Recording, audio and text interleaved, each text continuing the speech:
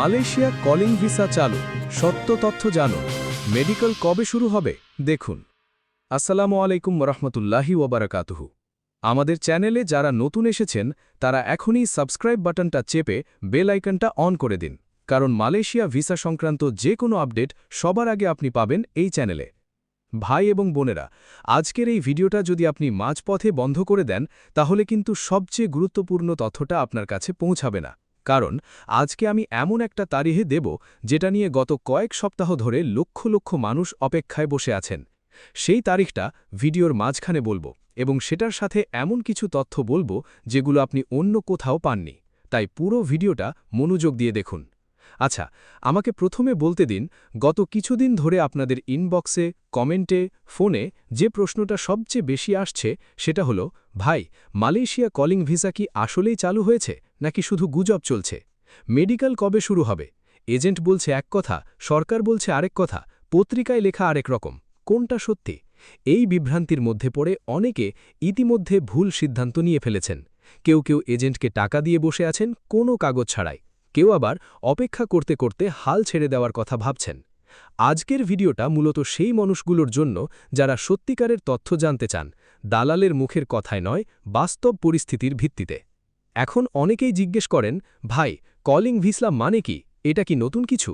না ভাই, calling visa নতুন কিছু নয়। মালয়েশিয়া সরকার বহু বছর ধরেই বাংলাদেশ থেকে শ্রমিক নেওয়ার এই পদ্ধতি ব্যবহার করে আসছে।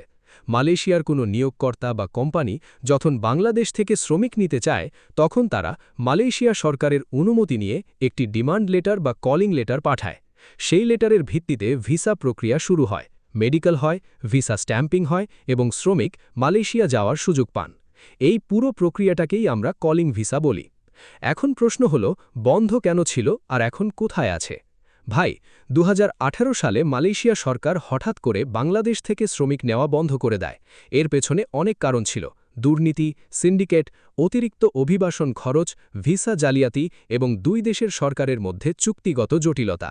এরপর দীর্ঘ আলোচনার পর 2022 সালে আবার চালু হয়, কিন্তু সেটাও মসৃণ হয়নি। নানা বিতর্ক, দুর্নীতির অভিযোগ আবার সামনে আসে।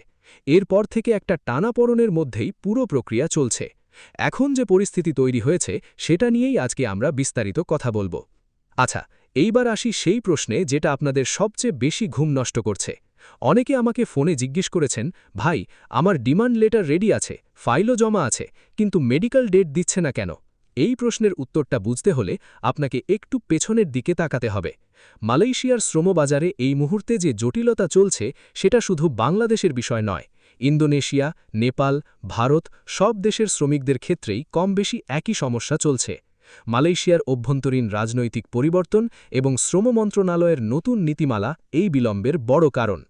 এখন আপনারা অনেকে কমেন্টে লিখেছেন, ভাই, মেডিকেল শুরু হয়ে গেছে, টাকা দিতে।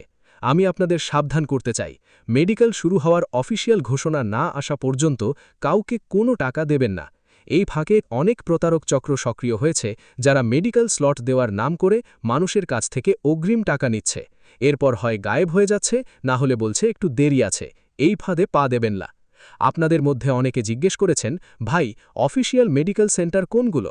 মালয়েশিয়া ভিসার জন্য অনুমোদিত মেডিকেল সেন্টারগুলো সরকার নির্ধারিত। ঢাকায় বেশ কয়েকটি অনুমোদিত সেন্টার আছে এবং ঢাকার বাইরেও কিছু সেন্টার কাজ করে। কিন্তু মেডিকেল শুরু হওয়ার পরে সেগুলোর তালিকা এবং অ্যাপয়েন্টমেন্ট পদ্ধতি অফিসিয়াল চ্যানেলে জানানো হবে।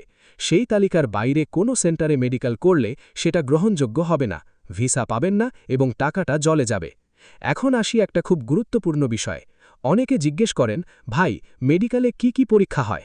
মালয়েশিয়া ভিসার মেডিকেলে সাধারণত রক্ত পরীক্ষা হয়, বুকের এক্স-রে হয়, চোখ পরীক্ষা হয়, উচ্চতা ও ওজন মাপা হয় এবং কিছু সংক্রামক রোগের পরীক্ষা হয়। বিশেষ করে হেপাটাইটিস, HIV, ম্যালেরিয়া, টিবি এই বিষয়গুলোতে কড়াকড়ি আছে। মেডিকেলে ফেল পড়লে ভিসা পাওয়া সম্ভব নয়। তাই যারা মেডিকেলের জন্য অপেক্ষায় আছেন তারা এই সময়টায় নিজের স্বাস্থ্যের দিকে মনোযোগ দিন।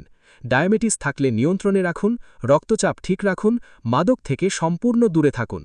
আচ্ছা, এইবার আসি সেই তথ্যে যেটার জন্য আপনারা এই ভিডিও দেখছেন। মেডিকেল কবে শুরু হবে সেই তারিখ এখন বলছি।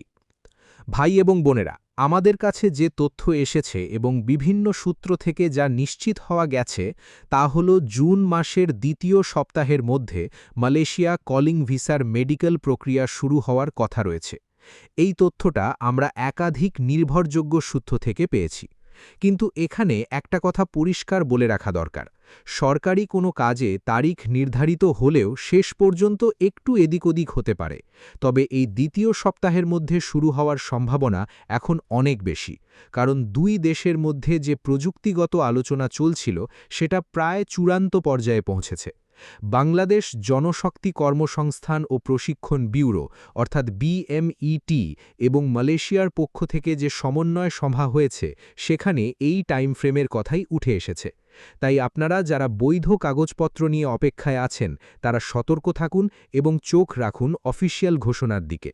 এখন অনেকে বলবেন, ভাই জুনের দ্বিতীয় সপ্তাহ মানে তো আর বেশি দেরি নেই, তাহলে এখন কি করব?